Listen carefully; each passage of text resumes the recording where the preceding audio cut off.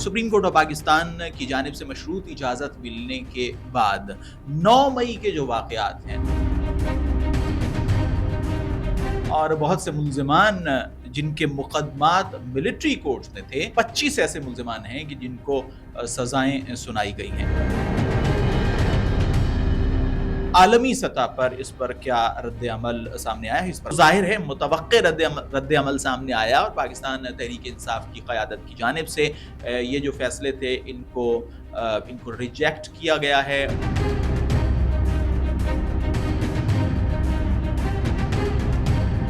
बिस्मिल्लाहिर्रहमानिर्रहीम, अस्सलाम वालेकुम, मैं हूँ हैदर मुर्तज़ा। नाज़रीन, आज की इस मुख्तसर सी वीडियो में हम एक अहम डेवलपमेंट है, एक अहम पेशरफ्त है जिस पर बात करेंगे।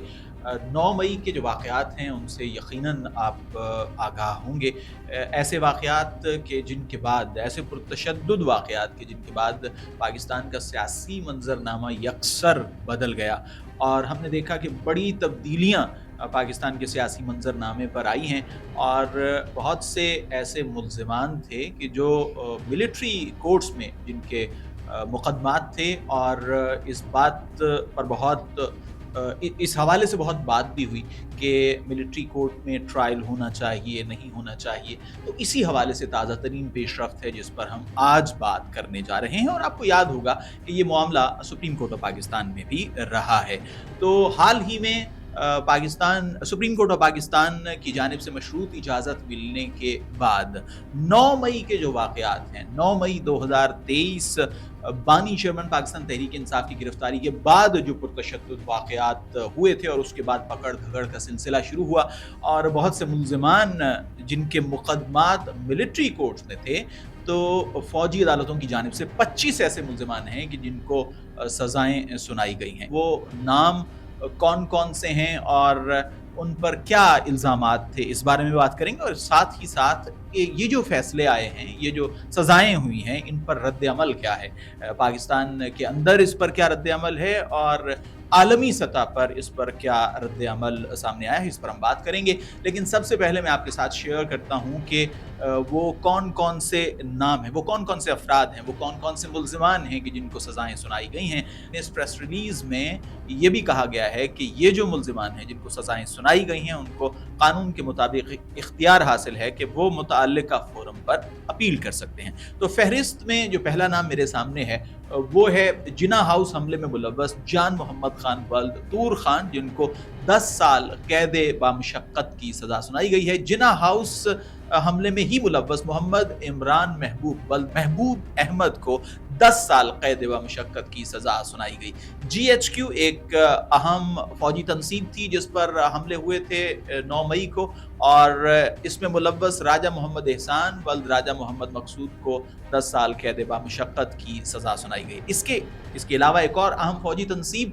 पंजाब रेजिमेंटल सेंटर मर्दान हमले में मुलव्वस रहमतुल्लाह वल्द मंजूर खान को 10 साल कैद बामुशक्क़त की सज़ा सुनाई गई है।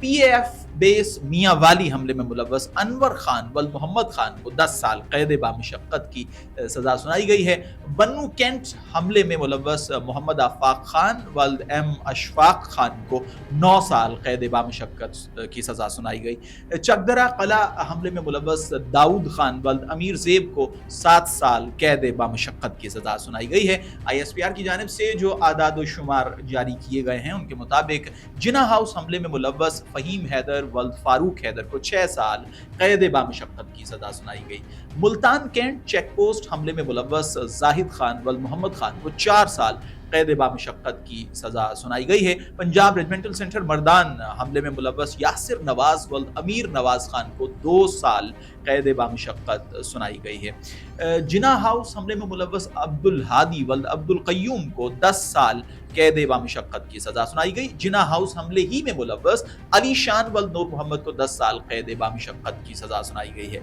तो ये वो फ़हरिस्त है जो मैंने आपके साथ शेयर की, ये वो नाम हैं उन मुल्ज़िमान के जिनको सज़ाएँ सुनाई गई हैं और ISPR के मुताबिक, पाक फ़ौज के शोबे ताल्लुकात आमा के मुताबिक ये पहला मरहला है कि जिसमें सज़ाएँ सुनाई गई हैं। अब ये एक बड़ा फैसला था और आपको मालूम है कि पाकिस्तान के अंदर مختلف حلقے مختلف رائے اس حوالے سے رکھتے ہیں، اور ایک حلقہ یہ خیال کرتا تھا کہ ایسے افراد کو کہ جنہوں نے فوجی تنصیبات کو نشانہ بنایا ہے ان پرتشدد واقعات میں، ان کو قرار واقعی سزا ملنی چاہیے، اور ان حلقوں کی جانب سے اس اقدام کو خوشائند قرار دیا گیا۔ دوسری جانب ہم بات کرتے ہیں پاکستان تحریک انصاف کی، تو ظاہر ہے متوقع رد عمل سامنے آیا، اور پاکستان تحریک انصاف کی قیادت کی جانب سے یہ جو فیصلے تھے ان کو ریجیکٹ کیا گیا ہے، اور انہیں آئین و قانون اور انصاف کے جو تقاضے ہیں ان کے پورے نہ ہونے کی بات کی گئی ہے۔ اور عالمی سطح پر رد عمل کی اگر بات کی جائے تو یورپی یونین کی جانب سے اس پر رد عمل سامنے آیا ہے، اور اس میں یہ کہا گیا ہے کہ یہ جو فیصلے ملٹری کورٹ کی جانب سے آئے ہیں یہ پاکستان کی عالمی ذمہ داریوں سے متصادم ہے، یعنی عالمی سطح پر انکلوڈنگ یورپی یونین جو دیگر عالمی سطح کے ادارے ہیں ان کے ساتھ پاکستان کی جو آبلیگیشنز ہیں، جو کمٹمنٹس ہیں، ان کے ساتھ یہ اس طرح کے جو فیصلے ہیں وہ میل نہیں کھاتے۔ بہرحال یہ تو عالمی سطح کا رد عمل تھا، میں نے ڈومیسٹک رد عمل کی بات کی، اور اس کے ساتھ ساتھ ان افراد کے نام آپ کے ساتھ شیئر کیے کہ جن کو ملٹری کورٹ کی طرف سے سزائیں دی گئی ہیں۔ آنے والے وقت میں متوقع طور پر مزید جو افراد تحویل میں ہیں ان کو سزاؤں کے فیصلے سامنے آئیں گے، جیسا کہ میں نے ابتدا میں ذکر کیا کہ یہ ایسے واقعات تھے کہ جنہوں نے پاکستان کی جو سیاست ہے اس کو یکسر بدل دیا، اور یہ جو متوقع فیصلے مزید آئیں گے ان سے بھی یقیناً پاکستان کے سیاسی منظرنامے پر بہت تبدیلیاں رونما ہوں گی۔ اگلی ویڈیو میں آپ سے پھر ملاقات ہوگی، تب تک کے لیے خدا حافظ۔